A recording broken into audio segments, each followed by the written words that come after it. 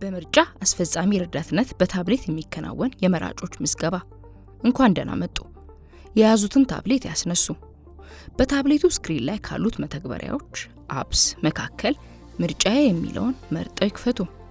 ከተዘረዘሩት አማራጭ ቋንቋዎች ለእርሶ የሚስማማዎትን በመምረጥ በሚመጣው ገጽ ላይ ይቀጥሉ የሚለውን ይጫኑ። በመቀጠል ከሚገኘው ገጽ ላይ ሲስተም አስተዳደር ወይም ሴቲንግ ውስጥ በመግባት ወደ መለያው ይግቡ የሚለውን በመጫን ከቦርዱ የተላከሉትን የኢሜይልና የይለፍ ቃል በማስገባት ወደ መለያው ይግቡ የሚለውን ይጫኑ። አሁን መራጭ ለመመዝገብ የሲደመር ምልክቱን ይጫኑ። መራጭን ለመመዝገብ 3 አማራጮች ይመጣሉ። እነዚህም ያለ ኢንተርኔት ምዝገባ፣ የኢንተርኔት ምዝገባ፣ የፋይዳ ምዝገባ። ከአማራጮቹ መካከል የኢንተርኔት ምዝገባ የሚለውን ይምረጡ። ቀጥሎ በሚመጣው ገጽ ላይ መራጭ መታወቂያ የሌለው ከሆነ መለያ መታወቂያ የለም የሚለውን በመምረጥ 3 ምስክሮች በምስክርነት ቅጽ ላይ ሞልቶ በማስፈረም ፎቶ አንስቶ በማያያዝ ቀጣይ የሚለውን ይጫኑ። በመቀጠል የግል መረጃ የሚለው ገጽ ላይ የመራጩን ፎቶ ለማንሳት በተዘጋጀው የፎቶ ማንሻ ጥግ ላይ ጥራቱን የጠበቀ ፎቶ በማንሳት ያያይዙ።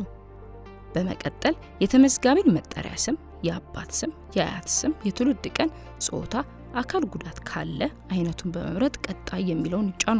ወደ መገኛና የመኖሪያ አድራሻ ገጽ በመሄድ መራጩ ከቦርዱ የሚላክለትን መረጃዎች ለማግኘት የሚረዳውን ስልክ ቁጥር፣ የቤት ቁጥር ካለ በመመዝገብ እንዲሁም መራጩ በምርጫ ክልል የሚኖርበትን ጊዜ በአመትና በወራት በመመዝገብ ቀጣይ የሚለውን ይጫኑ።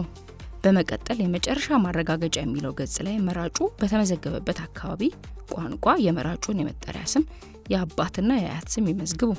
መራጩን በመራጭነት በመመዝገብ እውነተኛና ትክክለኛ መረጃ እየሰጠ መሆኑን የሚያረጋግጥበትን ቃለ መሐላ ጮክ ብሎ በማንበብ መቀበሉን በማረጋገጥ አስገባ የሚለውን በመጫን ለ7ኛ ጠቅላላ ምርጫ መራጩን ይመዝግቡ።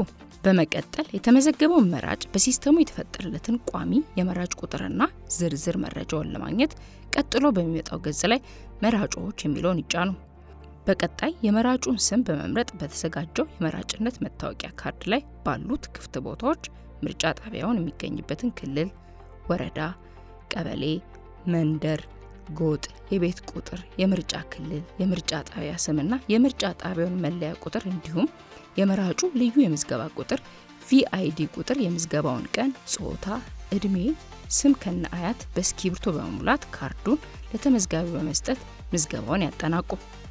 ማስታወሻ፣ መራጩ የአካል ጉዳት ያለበት ከሆነ መራጩ ያለበትን የአካል ጉዳት አይነት በምዝገባ ሰዓት ከተዘረዘሩት የአካል ጉዳት አይነቶች ውስጥ በመምረጥና ምዝገባውን በሲስተም ከተጠናቀቀ በኋላ ለዚሁ ዓላማ በ3 ቀለማት ከተዘጋጁት ስቲከር ውስጥ መራጭ ካለው የአካል ጉዳት መሰረት በሚሰጠው የመራጮች ካርድ ጀርባ ላይ ስቲከሩን በመላጥ መለጠፍ ይኖርበታል።